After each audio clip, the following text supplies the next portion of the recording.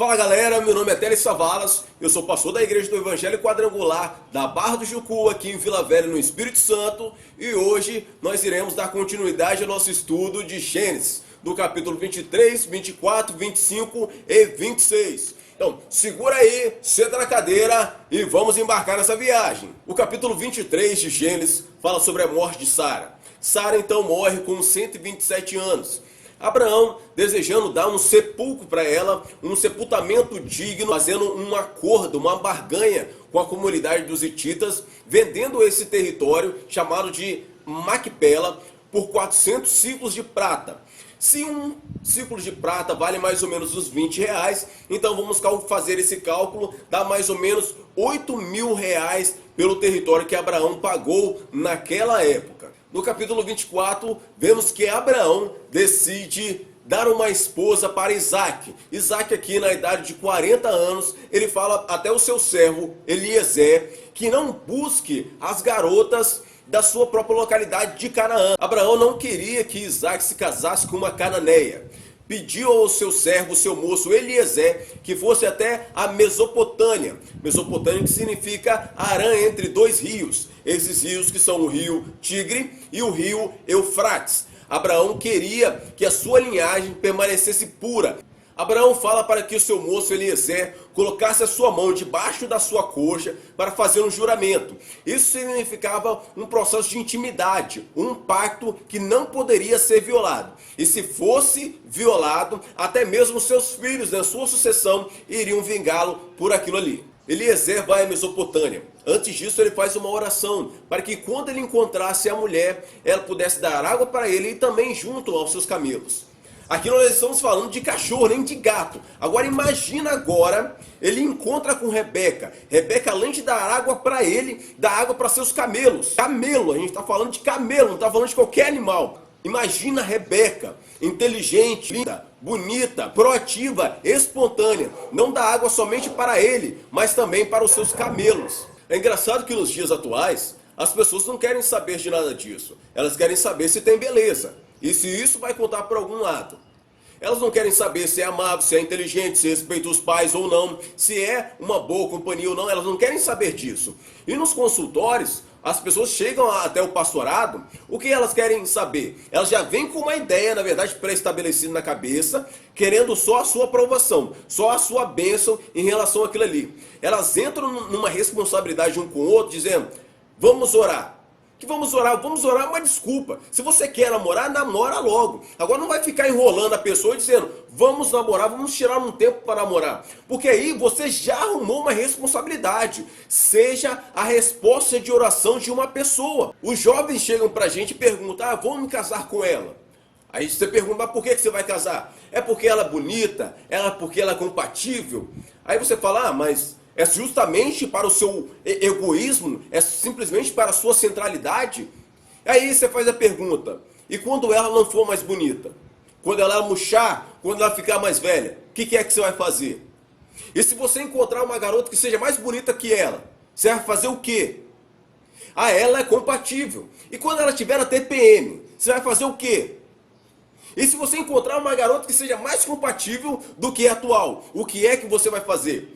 Um casamento é para pessoas responsáveis e não duas crianças que acham que se gostam porque se viram numa balada qualquer e agora vão casar e arrumar seus paninhos de bunda. Não, casamento é para gente responsável, gente que tem compromisso um com o outro, não qualquer brincadeirinha. Hoje os namoros duram 5, 10 anos, quando vai no casamento dura 1 ou 2, porque não se conhece, não se planejaram, isso se chama um jugo desigual. O seu sonho de casamento, tome cuidado para não virar um pesadelo na sua vida. Eliezer ia encontrar com Rebeca, ela dá água para ele, dá água para os seus camelos, e ele então dá algumas joias para ela. Ele leva ela até a casa deles. Essa toda Eliezer passa qual é a mensagem de Abraão, qual é o objetivo e a missão dele, que ali ele está. Eles fazem um concílio e um pai dizendo, não, Rebeca será então esposa de Isaac. Eles fazem a pergunta depois para Rebeca, e Rebeca na hora fala, eu irei, eu vou. Ou seja, o que mostra quanto ela está determinada realmente a ser. Ela não respondeu, não, eu vou pensar, eu vou orar. Ela simplesmente, não, eu quero. Não tem esse negócio de talvez. Não, não, sim, sim. Para com essa história de ficar enrolando as pessoas. Eliezer dá o dote para a família de Rebeca. Hoje em dia, se as pessoas dessem um dote aos seus pais, com certeza não haveriam tantos casamentos.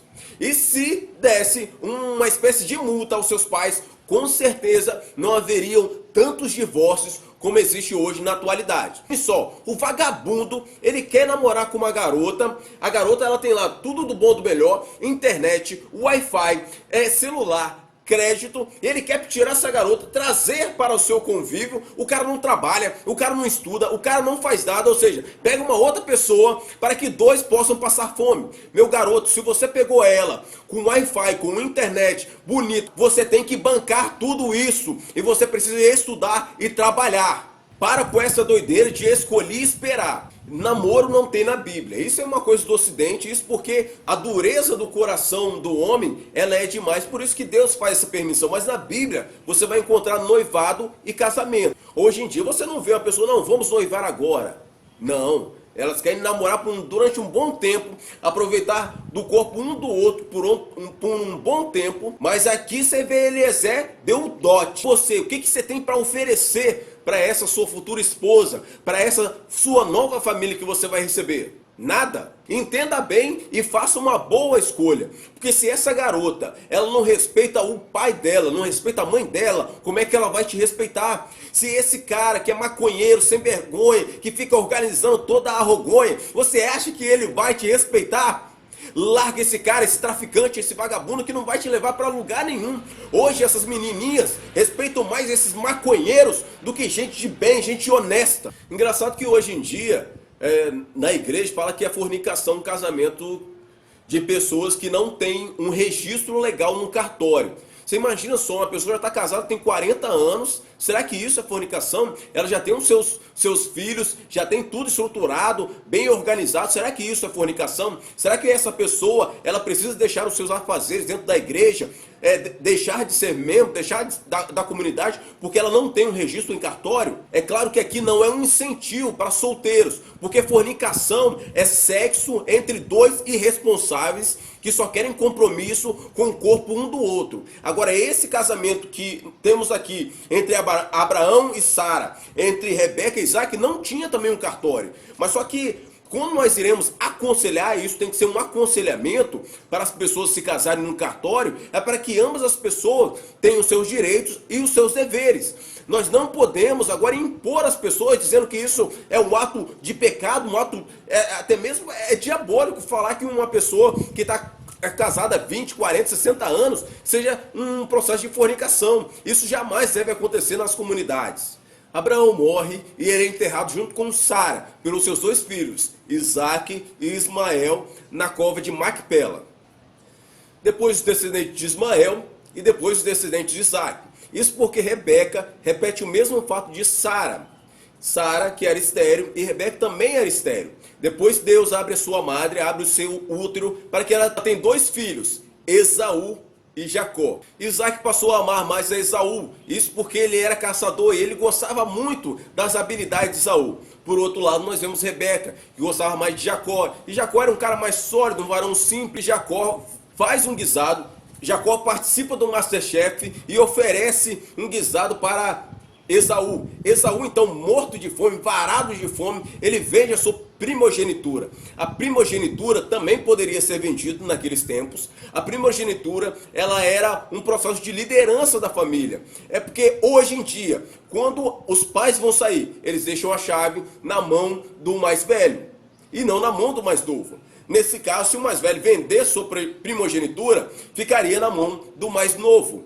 Esaú aqui vendeu sua primogenitura para um prato de lentilhas. Todo especialista diz que quando você vai fazer compras e ir no supermercado, você deve ir de barriga cheia, para que você não possa pensar com o estômago, e sim pensar com a sua mente, para que você possa fazer o melhor uso do seu dinheiro. Aqui ele não quis saber, ele desprezou a sua primogenitura, concedendo-lhe a Jacó. Jacó, que era muito esperto, passou a perna em Esaú. Eu agradeço você por ter assistido esse vídeo, ter ficado até o final. Dê um like aqui, compartilha com geral e tamo junto, galera. Valeu, paz seja convosco.